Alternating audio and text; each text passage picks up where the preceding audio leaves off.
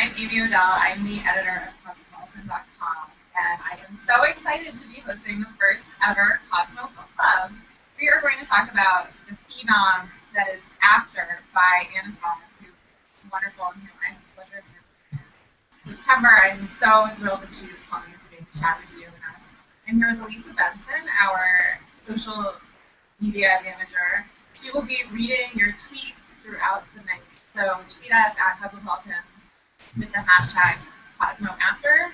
That's what we're using, right? CosmoAfter. CosmoAfter. Let's make a trend. Let's make a trend.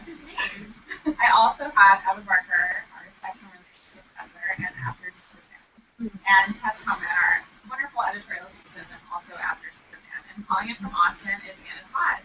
Anna? Hey. How are you? You've had such a crazy ride. The book came out, it's selling out all over, right? Yeah, I'm good. I'm just kind of getting around with the whole thing. It's insane. I heard you had some insane signings. Yeah, the one in Toronto last week, my days are all messed up, but last week sometime, was insane. And people were there at 3 o'clock, and the signing didn't start until 7. And it was totally crazy. And somehow I didn't cry. I'm super crying. I just cry all the time. So I didn't cry, which I was impressed. I heard that some of the fans glimpsed a cover from a future installment of the book and completely lost it. Yes, they were taking selfies with it, and Ashley Gardner from Wattpad, she was holding it, and they were like asking for pictures and touching it, and it was awesome. That's so great. Well, I'm so excited for you. I'm so excited for your success. So for people who are maybe just getting into the book, it's a story based on Harry Styles, who's in One Direction, and has a passionate love affair with someone named Tessa. And we wanted to jump right into it by talking about the sex of Cosmo. Do we have any questions from our readers about the sex?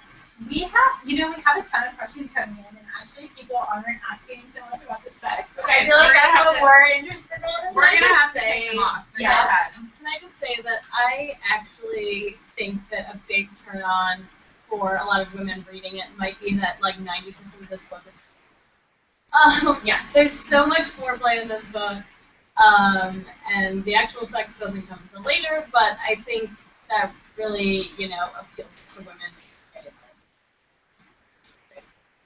I still said it as an actual woman named Tess. I didn't mind that. The whole book. No, I liked it. I think women appreciate that. It's better than just hammering away. I feel like that was the Joker in the office when we were all obsessively reading it. We basically all started reading it at the same moment in time and we obsessed together, which is why we wanted to have Cosmo Book Club tonight. But the joke was like, have you got to the sex yet? Yeah. Yeah. It takes time, but I wanted to ask you, Anna. So Tessa, the protagonist of the book, is a virgin, and she starts out, she's at college. Was that a conscious decision that you made to have a virginal love story of someone with no sexual experience, and she gradually becomes experienced with someone who has a lot of sexual experience? Yeah, definitely. I think I've read a lot of books that I absolutely love, but it sort of goes from they meet and then they have sex the next day. And some people are 18 and a virgin, so you're not going to just meet someone in most cases and have sex with them before you do other things. So I wanted this gradual transition of a realistic sexual affair, I guess you could say. Right. And I also thought it was interesting that so much of her character was informed by her previous relationship with Noah, who, I think, Hardin, as he's called in the published book, after, Hardin/Harry calls them, kissing cousins or something at one point. So it was a very platonic romantic relationship. Yeah, I think sometimes, especially when you're raised like Tessa is, she sort of has always listened to other people about what she should be doing. And Noah is a huge example of that. She thought that she should be dating him, and she thought that they shouldn't be having sex until marriage, and then they should marry him and run away to college with him and just have this perfect little life that her mom wanted for her. And so I think Noah was this huge part of who she thought she was, but she had no idea who she was. Why did you decide to make Tessa so virginal that she had like never even masturbated, she never had any sexual experience at all? Well, in a way, it was sort of somewhat like I was. I got married very young, so I think sometimes young girls, now not so much, but 7, 8 years ago, some girls just don't have that experience until they meet that one boy who has all of the experience and shows them what they should be doing. And with Tessa, the way her mom raised her, maybe masturbation, which a lot of us, everyone does it, whether they admit it or not. But some girls don't. They were raised to kind of think that they weren't supposed to, or things like that. So I wanted her to go from completely pure to totally hardenized, I guess. Wait, I have a question about that actually that just came in on Twitter from Punk Rock with that. She said, how did you choose the name Harden when you had to switch it from Harry when you published the book? Yeah, well, there's not a lot of H names that are for young men, like none. The only ones that there was Hayden. A lot of people liked Hayden, but I have a very close family friend who has a child named Hayden. So it just wasn't going to happen. Small. And then Holden is Catcher in the Rye. So I was like, Harden just stuck out to me. And when Adam sent it, I was like, Harden, like that's going to bring on all these like hard. Can I cuss or no? I don't know. All these jokes about Harden, the name, and so I don't know, it just stuck with me, and I couldn't think anything else after that. Yeah, I'd have to say pretty much immediately when I found out what his name was, because I had started it on Wattpad, and then the book came out, and I finished reading it there, and I was like, Harden, like, like a boner is what you mean. It's something that we talk about too with the sex and the sex that Harden / Harry really into going down. Mm-hmm. Is that a conscious choice that you made, or did it just sort of happen? It sort of happens that way, but I think that that's something that women obviously like. Mm-hmm. And I don't know how many books I've read where that actually happened. And it's always the woman going down on the man. Like, why can't the man go down on the woman? Mm-hmm. Yeah, Tessa doesn't do it that often. Yeah. If I'm like once or twice. Thinking back over the course of all three. Yeah. Yeah, we love that. Why did you decide to, one of the differences between the Wattpad version of the story and then the published version of the story by Simon & Schuster is that the sex scenes are longer in your editor. Mm-hmm. Was it hard to make them longer? No, I actually loved it. It was fun on Wattpad, and before they really had their rating system figured out, they used to be it was kind of hard to have really dirty sex on Wattpad, and so you had to like keep it edited. And so now in a published book, you can say words that I didn't really feel comfortable with writing on Wattpad, and now it's like opened a whole can of worms. Now I can just write whatever I want. How much time did you spend going back through the sex scenes and like adding raunchiness? A lot. Almost every single sex scene was extended.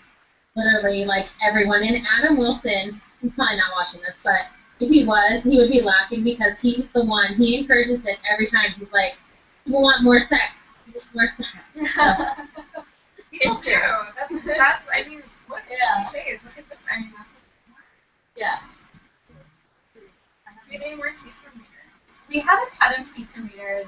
Anna, a lot of girls are commenting actually on all the books behind you, and they love that. We all know you're a huge reader. But a lot of girls are asking if you had to read one book for the rest of your life, or alternatively, what's your favorite book of all time? Wow. I would probably say Clockwork Princess, which is it's a YA book and has only one sex scene, but it's by Cassandra Clare, and it's my all-time favorite book. It's just really, really great. I love it. And do you also highlight passages in the books you read, like the characters do? I do. I usually like to do it in the ebook more than I buy ebooks and books because I'm insane. but I highlight a lot more in the ebook than I do on the actual book because sometimes, depending on the book, it like freaks me out to damage it in a way. Yeah. So. And I want to ask you, I know you're writing book 4 on Wattpad, which is Harry's POV of first chapter, correct? And your fans are rabid for updating. Yeah. What's your updating schedule going to be like? Well, now that I'm home for a little bit, it's going to be a lot more frequent. It's just I was gone so much, and promoting the book and stuff just took so much time, and it was hard to get back after editing. We're editing after 3 right now, and so editing that, it was really hard to have that really early Harry. But now that after I updated, I felt like cleansed or something. Like it just felt so good to write from the beginning stages and write on Wattpad again. So I'm planning on updating probably this weekend and then next week again. So it'll be a lot more frequent than it was in that big chunk of time that I wasted. So it'll be once or twice a week. Yeah. We have some readers that are on the line who are after super fans that we promised to call and give them the chance to ask you a question IRL. So I'm going to go ahead right now and call Savannah, one of your super fans who's texted. So much pressure. I know.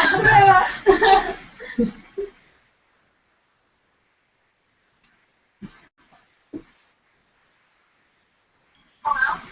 Savannah, hi, it's Elisa from Cosmopolitan.com. You're on live with the Cosmo staff and also with Anna Todd. Hi, Anna. Hi. So Savannah, I know you have a question that you've been dying to ask Anna, so why don't you go ahead and throw it out there? Okay, I was just wondering, out of your whole book, what is the one scene that you would like most love to see in the movie, like otherwise? Okay. Next. Okay. I would say Kim and Karen's wedding. It's just one of my favorites out of all 3. I feel like you finally see he's such an asshole, and you finally see him like sort of breaking down in the way he, wrong or right, uses her, sexually in the bathroom to kind of calm his nerves. Like I feel like that's just the thing that shows how much he honestly needs her, and then him dancing with her when he doesn't dance and taking her to the scene that kind of breaks down the last wall that he was trying to hold up from her. That's my favorite scene, actually. Oh my God, love it. Well, thank you so much, Savannah. We'll see you back on Twitter. Bye. Since you just brought up how sort of awful, hard, and frustrating it can be, I have to ask you, we've had a lot of debates in the office about whether or not this relationship is abusive in a way that is damaging to the audience of young fans that's reading it. Do you worry that their relationship sets a bad example for young men? I don't think it necessarily sets a bad example. I do think that it is not a healthy relationship. That's sort of the whole point of it, is that Tessa's an 18-year-old girl, and you sort of see her lose herself in this man who doesn't treat her the way she's supposed to be treated, and she clings on to him in a way that she doesn't even cling on to herself. And so throughout, if someone would, take the time to read all of the books, I think they would see that it's sort of a story about a girl who's really young and gets in this really, toxic relationship and sort of loses herself in this guy, and she has to find her way out. And just like with Hardin, it's sort of his self-recovery. He clings onto her and latches onto her instead of fixing himself. It just depends on her that, sort of like she's one of those women or young women that's like, oh, if I love him, he's going to change for me. And it's like, no, he's not. He needs therapy. He needs all of these things. Stop drinking. Like, no matter how much someone loves you, they're not going to change unless they want to. And Hardin has to get to that point where he has to want to change, or he's going to drag her down with him. And I think that if you read the entire thing, you'll see that this is not a healthy relationship. And that's the point of it, is that it's really easy to lose yourself. You have to think of yourself first. Just like Tessa in the end, thinks of herself before she thinks of him, and that's why they aren't together for 2 years. Yeah. Right. She definitely seems very self-aware of her. Follow-up question for you. If you were Tessa, would you stay with him? If I was 18 years old, probably. But as a 25-year-old woman, you would have to do a hell of a lot more than he did. I think that's, when you're 18, Tessa has no idea who she is, and it was really easy for her to sort of get lost in this lustful, passionate relationship. I think, Anna, and I'd love, of course, to hear your take on this, but I think sometimes there's a lot of pressure on women and authors in your case that everything you write sort of, you have to automatically be this role model, I think, for your young fans. And I think it's really interesting to hear you talk about, no, this isn't a healthy relationship, and this isn't meant to be an instructional guide of how to have a relationship. But I think there's this expectation that women really face that everything you do is something that has to be sort of serviceable to fans. So how do you sort of respond to that? Yeah, I get that a lot. But the thing about writing is that I feel like I should be able to write whatever I want to write. There are people like Hardin, people like Tessa, and people like me, and like you guys, that maybe we don't have a relationship where we meet this millionaire and he loves us and he buys us a jet and we fly off into the sunset. Like, people have problems, and why shouldn't I be able to write about it? Oh, my husband and I are exactly like that. I'm kidding, we're not. All the time. My husband and I have a relationship that I would describe as boring, but in a wonderful way. Do you have any other questions from readers? We have so many questions coming in. It's Eureka just asked. We're getting this question from a ton of people, but I'll call her out. Out of all of the books, which one is your favorite? The third, I think, just because I got more detailed with the thing, and the whole, I can't say what it is, but just the thing, one of the things, I guess, that happens in the third book, I really just, going back and reading it, I really liked the way I took it. So I liked the third book best. Did you plan from the beginning that you were going to do 3 installments? No, I actually asked people, like, do you want me to keep going or should I stop? Like, what should I do? Because I was scared that it was going to be one of those books that just keeps going and going when it should have ended. Yeah. And so I was asking them, like, are you sure you want more? But then after I started the second, I was like, okay, I need this to happen since I write really long chapters. Yeah. I'm like, I'm going to need 3 books for this. So could the whole series have ended on the crazy cliffhanger that the first book ends on? It could have, actually. And I'm having such anxiety over that. I was trying to figure out if this time I don't think so. No. Well, speaking of cliffhangers, the third, I read the whole thing. Well, I read the Simon & Schuster version. I couldn't stop reading it, so I read the whole thing on Wattpad. And the ending to me, I don't want to give it away, but it felt a little bit sort of will we be getting the same ending in the published book when it comes out by Simon & Schuster? No. Oh my god. This is a lot different. There's a lot that I kind of want to expand on. Like, I'm trying to think without giving it away. I want to expand on that a lot more. But at the time, I had set up that for the spin-off for, like, the Liam Landon thing. And so I was like, oh, I'll just fill it in. But then I realized that now that I'm in the publishing thing and there's so many little things I have to think of, it wouldn't be as fast as I thought it would. And so now I get the chance to sort of redo it and kind of, I'm trying not to give anything away, expand, I guess. But I think, do you think fans will like the ending? Some of them. I think that's really exciting, though, because you have this rabid fan base who's followed you all through Wattpad, read it a million times, commented it, liked it, upvoted it, everything, but they get this entire different experience when they get it out of the book, which I think is really cool. You're kind of the first person to really do this in this way. It's exciting. I love that I kept it up, and I love that even if they have the book, they can still go back and read it on Wattpad. And I've asked people, like, when you reread, because they're known for rereading, go to your published book or your Wattpad book. And a lot of them go to Wattpad.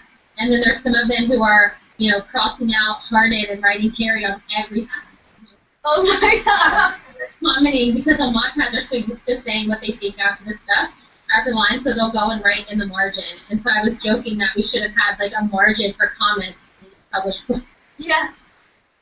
That's amazing that they're crossing out Hardin. That's a lot of crossing out. Yeah. It's a lot. Like, so many times. You have a really rabid fan base. It's like the One Direction after. I'm going to go ahead and give, if it's cool with you guys, one of our other readers a call. Sure. So fun. Feels so powerful. All right, we're going to call Kayla in Pennsylvania.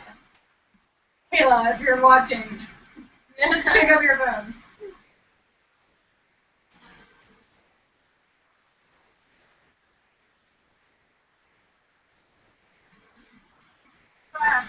Hi, Kayla. It's Elisa from Cosmo. You're on the air live with Anna Todd.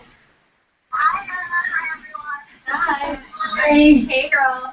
Thanks so much for calling in, Kayla. And I know you have a really interesting question that you want to ask Anna.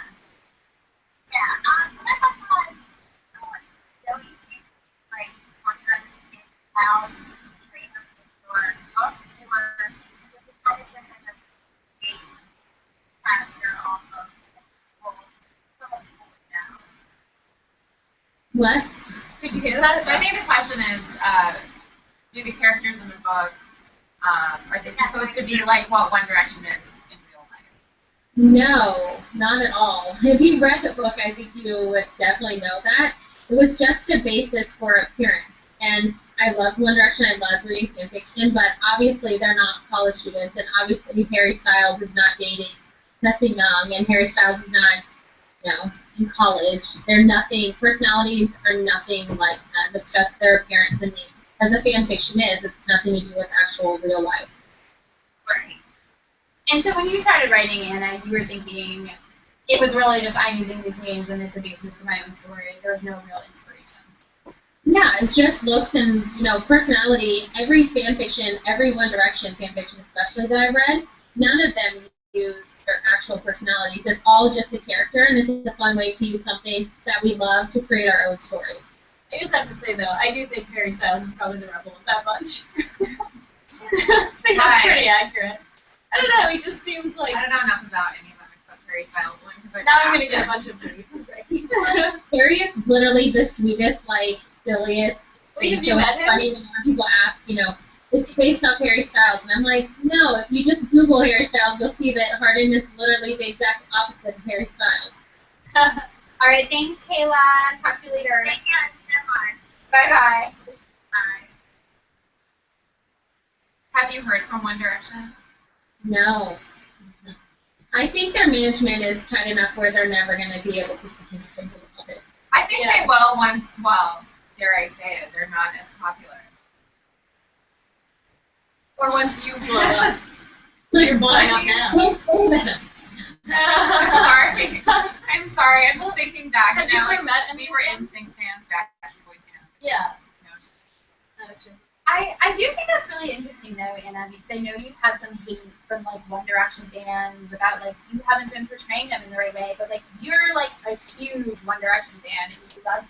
That's Exactly, yeah. And the fans, I don't know if you've ever checked out One Direction fan fiction, but the fan fiction for One Direction isn't known for portraying them in the right way. That's the point of a fictional story, is telling a fictional thing with using, or, Twilight, Edward Cullen was not a, Christian Grey with a red room. It's not the same thing. It's totally fiction. That's the whole point of it. Well, it just gives you, a face to picture during the sex scenes. Exactly. Everyone in actor is a celebrity. Kimberly is Elizabeth Banks. That says Indiana Evans. So it's not like I'm saying Indiana Evans' real name is Tessa Young and she's in college and stuff. Why do you think there's an inclination to portray One Direction as sort of bad boys stories? I think because women love bad boys. It goes down to Darcy and Heathcliff. Women just love bad boys. Why? Why do you think that is? I don't know, because we're crazy in our young days. We want this bad boy, and then once we're adults, we're like, yeah, he's not so fun anymore. But everyone wants that, whirlwind romance where he hates everyone but loves you. Yeah, which is kind of a similar theme in 50 Shades of Grey, which is also really Gossip Girl. I don't know if you've watched Gossip Girl, but I just started. I'm on the 3rd season, and so everything in my life I'm related to Gossip Girl. So I'm like, Hardin is so Chuck, and I want to murder Chuck 90%. This is crazy. Anna, so you've been married for 7 years. Yeah, almost 8 now. So, congratulations. What does your husband think of your One Direction fans? He about me being a fan, or just like having this whole thing happen. Like writing sex scenes about Harry Styles. Yeah, basically. He doesn't care really. Like he knew that I liked them a lot, and his favorite, he likes them too. I mean, he doesn't like them like I do, but it's like he goes to see the movies with me and buys me the albums and stuff. So he just wasn't really surprised whenever I told him I thought he was going to be really surprised that I had written this book about One Direction, and then he was like, okay. And I was like, he was more surprised that I actually had this, book and a half before telling him. Whenever I told him it was about Harry, he's like, well, that explains all the pictures, like, on your phone. I was looking at pictures of Harry Styles, and I had already bought, before I even started writing, after I had already bought concert tickets and stuff, so he totally knew. But I love all kinds of, like, pop music. Like, I still listen to Backstreet Boys and Britney Spears and stuff, so he doesn't. And his Harry is Taylor Swift, so it's kind of like, I'll have Harry, you have Taylor. It's cool. That's amazing. Can I ask you? Yes, please. Okay. So I want to shout out to Nicole on Twitter, who first of all says, Anna, you look stunning. But she says, what can you tell us about the movie, which I know a lot of people are dying to know about? I can't really say much yet, but as far as I know, things are happening pretty fast, so I'll be able to tell you guys stuff soon. And you're involved with it. Yeah. I think that's one thing with the band, you always want to make sure when you have something that you love, that you're still going to be involved and it'll be your vision for it. Oh yeah, definitely. I think that with Jennifer and Adam, the producers, I definitely think that they know fan bases and they know to sort of keep all the things that they love. But I'm not worried about it. Did you see our article? You saw it because you tweeted it, our article about casting ideas.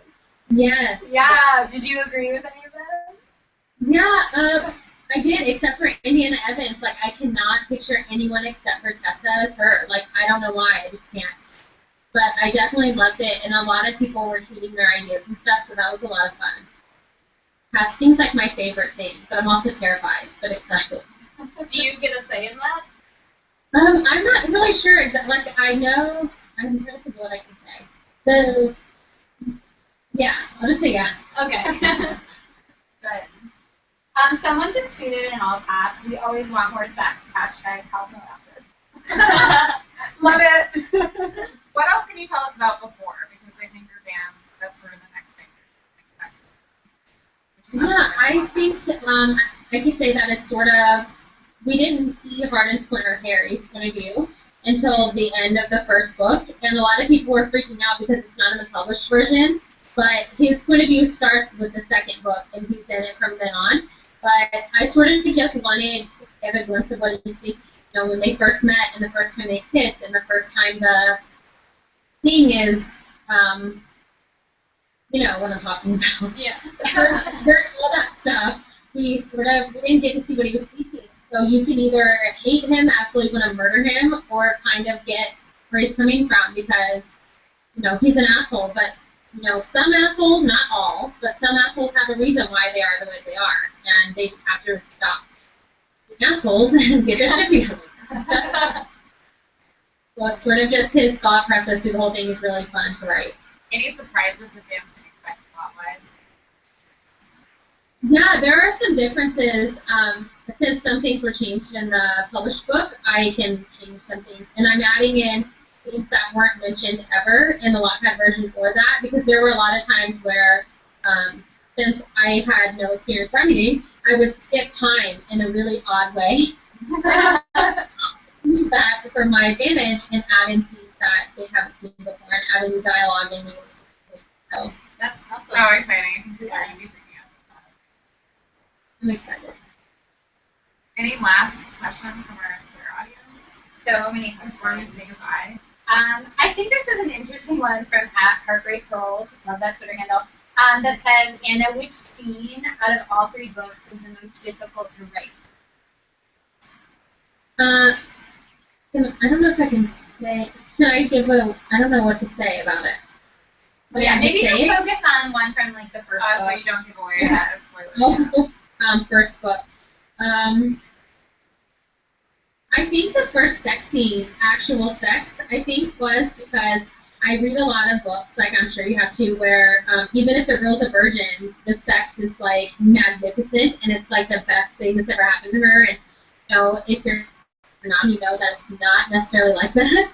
So I had to make it like in a way that people would enjoy reading it, but it would also be realistic in a way that you know it's not always this amazing, mind-blowing experience to have sex the first time.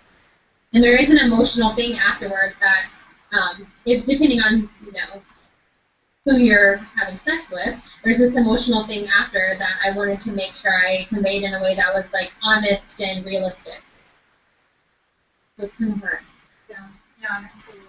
Well, Anna, we have to wrap up, but is there anything you want to say to your fans before we go? Just thanks for everything and thanks for hanging out with us. And I love them and their support just continues to like blow my mind every day. It was so great having you guys. The book is after, I'm sure everyone watching this up, but please go and get the book. It's so much fun. Anna, thank you so much for joining us. This was so fun. Thank you guys. We look forward to the second and third books. Can't wait. Definitely. Thank you. All right, thanks, girl. Bye. Bye.